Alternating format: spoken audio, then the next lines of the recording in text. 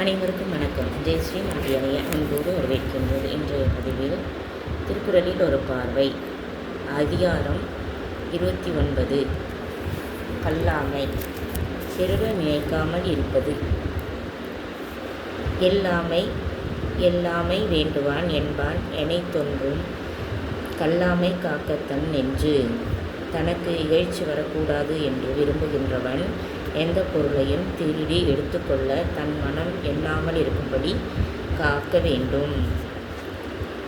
உள்ளத்தால் உள்ளாலும் தீதே பிறர் பொருளை கள்ளத்தால் கல்வேன் எனல். பிறருக்கு சொந்தமான பொருளை திருடிக் கொள்ளாமல் என்றும் மனத்தில் நினைப்பது கூட திருடிக் கொள்ளலாமே. சில பேர் அப்படியே பிடிச்சதுன்னா திருடிக் கொள்ளலாமே அப்படின்ற உணர்வு வந்துடுமா. அது வரக்கூடாது. அது மிகவும் தவறு. பிறருக்கு சொந்தமான பொருளை திருடிக் கொள்ளலாம் என்று மனதில் நினைப்பது கூட தீமையை உண்டாக்கும். களவினால் ஆகிய ஆக்கம் அளவிறந்து ஆவது போல கெடும்.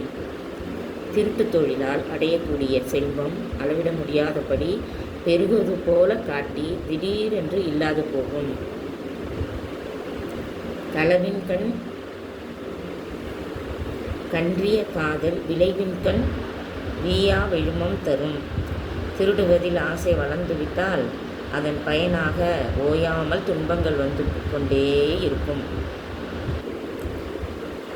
அருள்கதி அன்புடையராதல் பொருள்கதி பொச்சாப்பு பார்ப்பார்கண் இல். பொச்சாப்பு பார்ப்பார்கண் இல். திருடுவதில் ஆசை வந்துவிட்டவனுடைய மனத்தில் நல்ல எண்ணங்களுக்கு இடம் இருக்காது.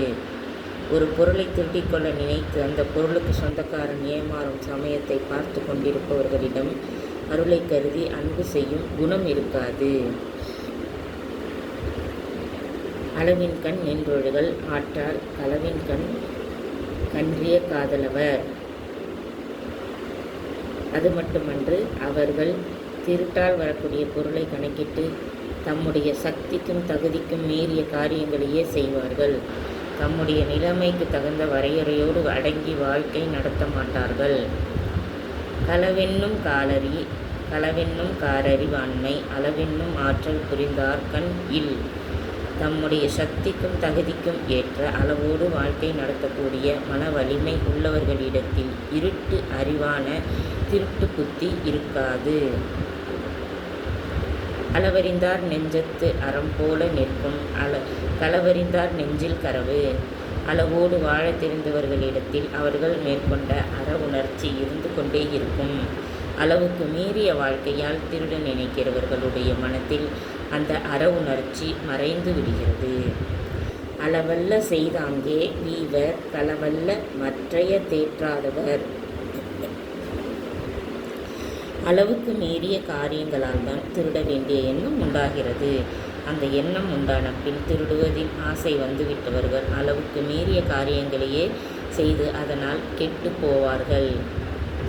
கல்வார்க்கு தள்ளும் உயர்நிலை கல்லார்க்கு தள்ளாது புத்தேல் உலகு.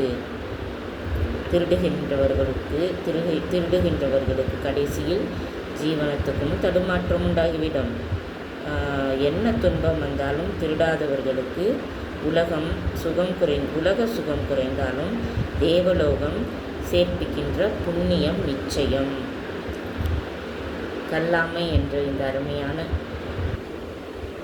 அதிகாரம் 29 மிகவும் அழகாக இந்த கெட்ட திருட்டு குணம் உடையவர்களுக்கு குரலும் பொருளும் அழகாக தெய்வ புலவர் திருவள்ளுவர் இயற்றியிருக்கின்றார்கள். சான்றோர்களுக்கும் ஆன்றோர்களுக்கும்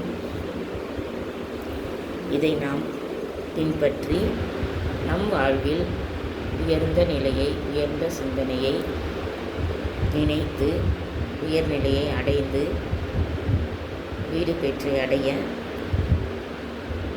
நல்வாழ்த்துக்கள். அனைத்து குழந்தைகளும் திருக்குறளை பாராயணம் செய்து பொருள் உணர்ந்து அறநெறி தவறாது வாழ்வியலை வகுத்து அதன்படி நடந்து நற்பெயர் எடுக்க வேண்டும் என்ற குறிக்கோளோடு இந்த பதிவை பதிவிடுகின்றேன். அனைத்து குழந்தைகளும் இதை நன்கு பதித்து மேன்மேலும் ஓங்கி வாழ நல்வாழ்த்துக்கள்.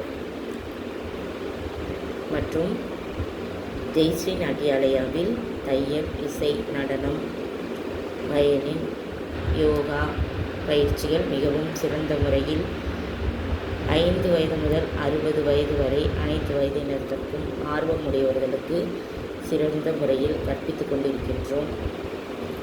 ஆர்வமுடையவர்கள் எங்கள் தொடர்பு எண்ணை தொடர்பு கொண்டு பயிற்சியில் சேர்ந்து பயன்பெற்று நலமுடன் வாழ நல்வாழ்த்துக்கள் அன்புடன் அழைக்கின்றோம். நன்றி, வணக்கம்.